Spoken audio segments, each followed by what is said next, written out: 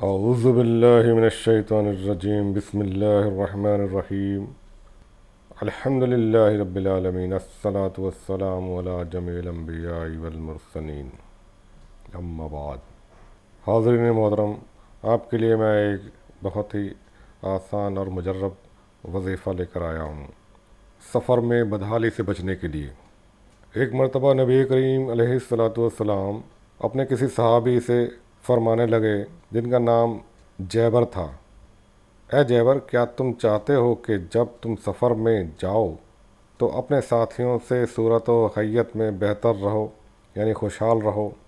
تو انہوں نے فرمایا، جی یا رسول اللہ، میرے ماں باپ آپ کے اوپر قربان۔ تو نبی کریم علیہ الصلاۃ والسلام نے ارشاد فرمایا، سفر کے لیے روانہ ہوتے وقت یہ 5 سورتیں پڑھ لیا کرو۔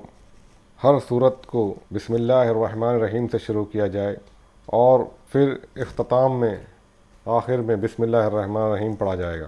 پہلی سورت ہے قل یا ایھا الکافرون، دوسری ہے اذا جاء نصر اللہ والفتح، پھر قل ھو اللہ احد، پھر قل اعوذ برب الفلق، قل اعوذ برب الناس، پھر آخر میں بسم اللہ الرحمن الرحیم۔ اور میرا یہ خیال ہے یہاں تک کہ چھوٹے چھوٹے بچوں کو بھی یہ صورتیں یاد ہوں گی۔ جاننا چاہیے، پہلے زمانے میں بڑے بڑے مشکل سفر ہوا کرتے تھے، بڑے بڑے طویل لمبے سفر ہوا کرتے تھے، اونٹ گاڑیوں پر، گھوڑے گاڑیوں پر، بیل گاڑیوں پر پورے رات اور دن سفر کیا کرتے تھے، جب جا کے کہیں 60-70 میل کا سفر ہو پاتا تھا۔ اتنی مشقت سفر کے دوران ہوا کرتی تھی، اس کا آج کل ہم اندازہ نہیں لگا سکتے۔ اس زمانے میں نہ کوئی ایئر کنڈیشن گاڑیاں ہوا کرتی تھیں، نہ پلین ہوا کرتے تھے۔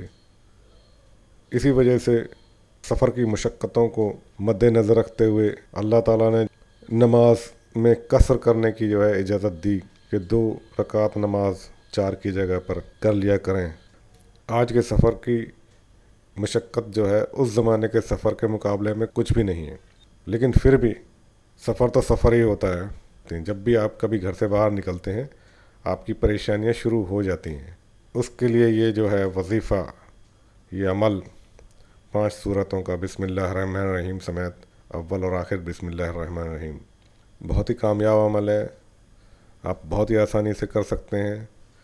گھر سے نکلنے سے پہلے پڑھ لیجئے یا گھر میں سے نکلنے کے بعد پڑھ لیجئے۔ وہ دعا ہے بسم اللہ توکلت علی اللہ لا حول ولا قوۃ الا باللہ، اور جب یاد آ جائے تب پڑھ لیجئے۔ کسی اور کے لیے بھی پڑھ سکتے ہیں، کسی کو جب آپ روانہ کر رہے ہیں تب بھی آپ 5 سورتیں پڑھ سکتے ہیں نیت کر کے، اور اس کو ہدیہ کر دیجئے، جیسا کہ حکیم طارق محمود صاحب نے بتایا ہے، لوگوں کو سکھایا ہے۔ وہ صحابی فرماتے ہیں، اس سے پہلے جب میں کبھی سفر کیا کرتا تھا تو بہت ہی بدحال ہوتا تھا۔ میرے پاس حالانکہ ہر طرح کا خوشحالی کا سامان ہوتا تھا، سہولت کے لیے میں ہر چیز اپنے پاس رکھتا تھا، مگر اس کے باوجود بھی میں تنگ حال، بدحال اور پریشان حال رہا کرتا تھا۔ اس عمل کے بعد پھر جب میں نے سفر کیا تو میرا سفر بہت آسان ہوا، خوشحال رہا، اور تجارت میں مجھ کو نفع حاصل ہوا، اور میں خیر و عافیت کے ساتھ واپس آیا۔